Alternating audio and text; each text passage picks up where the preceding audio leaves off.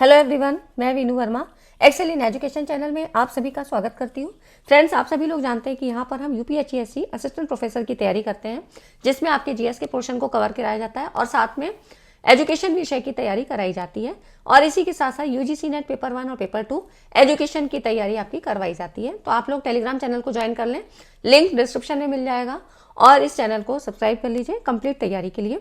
आज की इस वीडियो में हम लोग करेंट अफेयर की जो है इंपॉर्टेंट कॉन्सेप्ट को समझेंगे, जिसमें 2024-25 के इंपॉर्टेंट कॉन्सेप्ट आपके समझाए जाएंगे। ठीक है, तो आप लोग यहाँ पर ज्वाइन होइए। हर दिन आपको शाम को 6 बजे वीडियो मिल जाती है। यहाँ पर देखिए, करेंट अफेयर के जो सवाल आपके बनते हैं वो नेशनल इंटरनेशनल खबरों के साथ साथ पर्सनैलिटी के भी सवाल पूछे जाते हैं और साइंस के क्षेत्र में कुछ नई जो रिसर्च हुई होती है उनके बारे में यहाँ पर क्वेश्चन बनते हैं। तो देखिए, जो क्वेश्चन है इस तरह से पूछे जा सकते हैं। जैसे पहला क्वेश्चन है, युवा भारतीय पर्वतारोही शिवांगी पाठक ने हाल ही में किस देश की सबसे ऊंची चोटी पर तिरंगा फहराया था? तो देखिए, जो शिवांगी पाठक है ना, ये हरियाणा की हैं। हरियाणा की युवा पर्वतारोही शिवांगी पाठक, इन्होंने ऑस्ट्रेलिया की सबसे ऊंची चोटी माउंट कोसियस्को, इस पर भारतीय तिरंगा फहराया था। और कब फहराया था? तो अभी 26 जनवरी को, जो हमारा 76वां गणतंत्र दिवस था, इस पर इन्होंने ये जश्न मनाया था। ठीक है, ये इनकी तस्वीर है, आप देख लीजिए शिवांगी पाठक, ये यहाँ पर इनकी तस्वीर है। नेक्स्ट है, सभी क्वेश्चन इंपॉर्टेंट है, इनको ध्यान से देखिएगा। किसे हाल ही में पीएम मोदी के प्रिंसिपल सेक्रेटरी 2 के रूप में नियुक्त किया गया है? तो इनको अभी नियुक्त किया है शक्तिकांत दास जी को, इनको प्रिंसिपल सेक्रेटरी 2। ठीक है, ये नियुक्ति पहली बार हुई है, तो इसका मतलब पहले नंबर के कौन है? तो पीके मिश्रा। ठीक है, आपको ये याद रखना है, पीके मिश्रा ये पहले नंबर के हैं, नंबर 1 पे, और दूसरे नंबर के शक्तिकांत दास जी हैं। आप सभी को पता है कि आरबीआई के पूर्व गवर्नर रह चुके हैं शक्तिकांत दास जी। इनका जो कार्यकाल था 2018 से 2024 तक, आरबीआई के 25वें गवर्नर के रूप में इन्होंने कार्य किया है। ठीक है, और अभी इनको मोदी जी के प्रिंसिपल सेक्रेटरी 2 के रूप में नियुक्त किया है और ये पद पहली बार बनाया गया है, इससे पहले ये नहीं था। तो क्वेश्चन इंपॉर्टेंट है ना, ये आपको थोड़ा सा ध्यान रखना है। पीके मिश्रा पहले नंबर के हैं, प्रिंसिपल सेक्रेटरी 1, और ये जो शक्तिकांत दास जी की नियुक्ति है ये प्रधानमंत्री के कार्यकाल के साथ या अगले आदेश तक जारी रहेगी, जैसा भी होगा, है ना। तो आपको ये बताना है, आपके लिए क्वेश्चन है कि नए आरबीआई गवर्नर कौन है? नए आरबीआई गवर्नर, है ना, इनका आपको नाम बताना है। ठीक है, ये आपको बताना है, ये क्वेश्चन है। और ये 25वें गवर्नर के रूप में थे शक्तिकांत दास जी। ठीक है, तो ये आपको पता होना चाहिए। और नए के आपको, नए कौन से हैं, वर्तमान समय में कौन है, इनको आपको बताना है। वैसे मैंने ये पहले करवा चुके हैं, अगर आपने कंप्लीट सीरीज देखी होगी तो आपको जरूर पता होगा। तो अभी आप लोग कमेंट करके बताइएगा। अगला जो क्वेश्चन है, ओलंपिक स्पोर्ट्स गेम 2027 का आयोजन कहाँ किया जाएगा? तो ये है रियाद, सऊदी अरब में, है ना। तो यहाँ पर ये रियाद, सऊदी अरब में आयोजित किया जाएगा। अंतर्राष्ट्रीय ओलंपिक समिति ने 11 फरवरी 2025 को इस आयोजन की घोषणा की, जो सऊदी अरब के साथ 12 साल के समझौते का हिस्सा है। ठीक है, तो इस तरह से ये ओलंपिक स्पोर्ट्स गेम 2027 ये रियाद, सऊदी अरब में आयोजित किए जाएंगे।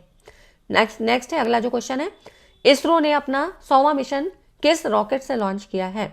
तो इन्होंने अपना 100वां मिशन अभी हाल ही में सफलतापूर्वक लॉन्च किया है और ये था GSLV F-15। ठीक है, ये नाम याद रखिएगा। और इसरो के अध्यक्ष हैं वी नारायणन। इन्होंने कहा कि हमारा लक्ष्य अगले 5 वर्षों में 100 और मिशन को लॉन्च करना है। ठीक है, तो इन्होंने NVS-2 नेविगेशन उपग्रह को GSLV F-15 रॉकेट से लॉन्च किया है। ठीक, ऐसे क्वेश्चन इंपॉर्टेंट हो जाते हैं। नेक्स्ट है, मिशेल मार्टिन को हाल ही में किस देश का नया प्रधानमंत्री चुना गया है? तो ये है आयरलैंड के मिशेल मार्टिन। ठीक, तो आयरलैंड के संसदीय मतदान के बाद मिशेल मार्टिन को दूसरे कार्यकाल के लिए आयरलैंड के प्रधानमंत्री के रूप में चुना गया है। इससे पहले वो 2020 से 2022 तक इस पद पर रह चुके हैं। ठीक है ना। नेक्स्ट है, ऑस्ट्रेलियाई ओपन 2025 का टाइटल किस खिलाड़ी ने जीता? तो ये है यानिक सिनर। यहाँ पर ये है विश्व के नंबर 1 टेनिस खिलाड़ी हैं यानिक सिनर। इन्होंने लगातार दूसरी बार ऑस्ट्रेलियाई ओपन का खिताब जीता है।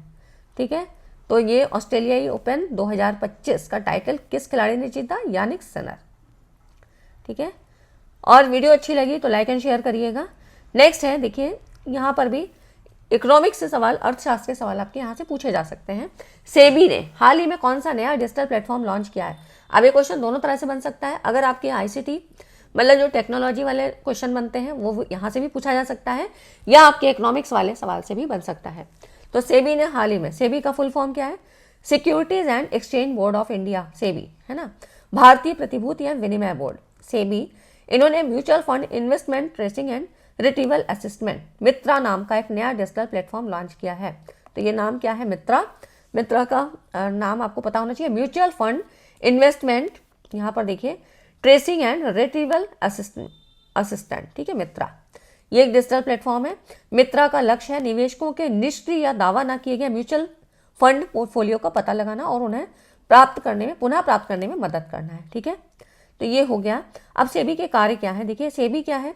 SEBI एक प्रमुख भारतीय नियामक निकाय है, रेगुलेटरी जो है बॉडी है, जो प्रतिभूति बाजार में निवेशकों की सुरक्षा और बाजार की पारदर्शिता सुनिश्चित करने के लिए काम करता है, ठीक है। तो मित्रा इन्होंने इसीलिए लॉन्च किया है कि जो भी इन्वेस्टर्स हैं वो निष्क्रिय दावा ना किए गए म्यूचुअल फंड फोलियो का पता लगाएंगे और इनको प्राप्त करने के लिए मदद करेंगे, ठीक है। ये निवेशकों के हितों को सुरक्षित रखने, धोखाधड़ी से बचाव करने, मतलब कोई भी फ्रॉड होता है और बाजार में जो भी कंपटीशन है इनको बनाए रखने के लिए कठोर नियम और रेगुलेशंस लागू करता है। और अभी जो इन्होंने कुछ फाइन भी जारी किया है, ये 10 लाख रुपए का जुर्माना लगाया है सेबी ने एक्सिस सिक्योरिटीज पर, ठीक है। ये जुर्माना सेबी द्वारा लागू किए गए नियमों और रेगुलेशन, जो रूल्स रेगुलेशन है, इनका उल्लंघन करने के कारण लगाया गया है, ठीक है। तो ये हो गया SEBI सेबी से संबंधित जो भी जानकारी थी। नेक्स्ट अगला जो क्वेश्चन है, देखिए, कॉन्स्टेंटाइन टैसोलस को हाल ही में किस देश का नया राष्ट्रपति चुना गया है? ये है आपके ग्रीस के, ठीक है, कॉन्स्टेंटाइन टैसोलस। ग्रीक संसद के पूर्व अध्यक्ष कॉन्स्टेंटाइन टैसोलस को ग्रीस के नए राष्ट्रपति के रूप में चुना गया है, ठीक है।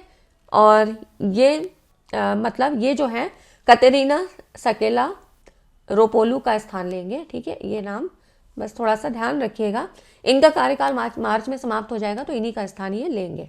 नाम क्या है? कतेरीना सकेला रोपोलू, है ना। अगला जो क्वेश्चन है, इंपॉर्टेंट क्वेश्चन है, हाल ही में फॉय सागर झील का नाम बदल दिया गया है, झील किस राज्य में है? इंपॉर्टेंट क्वेश्चन है, ये है राजस्थान में, ठीक है। राजस्थान सरकार ने अजमेर में 132 साल पुरानी फॉय सागर झील का नाम बदलकर क्या दिया? वरुण सागर कर दिया है, ठीक है। और इसका नाम जो है झील बनाने वाले अंग्रेज इंजीनियर फॉय के नाम पर रखा गया है ना। तो इस तरह से इसका नाम बदलने का कारण है, ये जो परिवर्तन है, नाम परिवर्तन का, गुलामी के प्रतीकों को हटाने और राष्ट्रीय गौरव को बढ़ावा देने के प्रयास को दर्शाता है, ठीक है। कोई चीज़ कुछ की जाती है तो किसी कारण से की जाती है ना, इसलिए। नेक्स्ट देखिए, अगला जो है इंपॉर्टेंट क्वेश्चन है, ब्रिक्स समूह का 10वां पूर्ण सदस्य हाल ही में कौन सा देश बना है? इंडोनेशिया।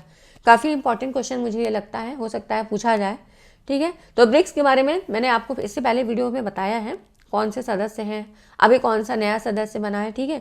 तो ये जो इंडोनेशिया है, आधिकारिक तौर पे ब्रिक्स समूह का 10वां पूर्ण सदस्य बन गया है। और इसमें आपको पता है ना, ब्रिक्स में ब्राज़ील, रूस, भारत, चीन और दक्षिण अफ्रीका शामिल हैं, ठीक है। ये घोषणा 2025 के लिए ब्रिक्स के वर्तमान अध्यक्ष ब्राज़ील द्वारा की गई है ना। तो इस तरह से जो पूर्ण सदस्य है, 10वां पूर्ण सदस्य, ये इंडोनेशिया। तो इस तरह से कुछ आपको एजेंसीज के बारे में भी पढ़ना है, कौन कौन सी चीज़ें हैं, ठीक है। तो आज की वीडियो में इतना ही, मिलते हैं नेक्स्ट वीडियो में, तब तक चैनल पे बने रहें। Thanks for watching this video को लाइक एंड शेयर करके जाइएगा। Thanks for watching this video.